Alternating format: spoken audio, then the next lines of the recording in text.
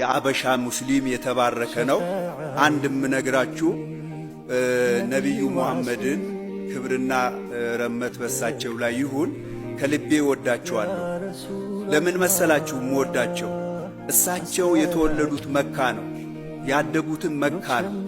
ነገር ግን ስለ መካ ከመጻፋቸው በፊት ስለኛ አገር ቅድም አባቴ ፕሮፌሰር እንዳሉት እውነተኛይቱ ምድር እንደገና ደግሞ መርቀዋታል።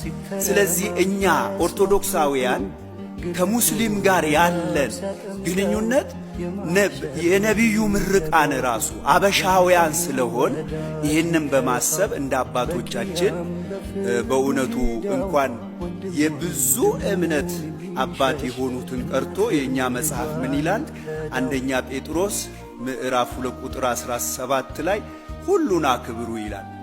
እንደገና በሃይማኖት አባትነት ደግሞ የሐዋርያት ሥራ ምዕራፍ 23 ቁጥር 5 ላይ የሃይማኖት የሌላውን የሃይማኖት አባት እንደዛው አክብሩ ይላል።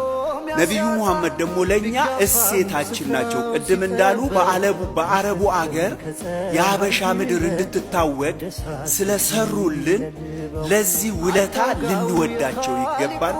የጥንቷን ሙስሊምና ክርስቲያን የሚዋደድባትን ድንቅ የሀበሻ ምድር እግዚአብሔር ይመልስልን። ሁሉም በጭንቀት ሲናወጥ ሲተረማመስ መኽሉቁ ግለቱ በላብ ሲያጠምቀው የማሕሸር ነዲድ ለበቁ ያን ቀን ወዳጅ ሚከፋው በቂያም በፍርዱ ሜዳው ወንድም ወንድሙን የሚሸሽ እናትም ልጇን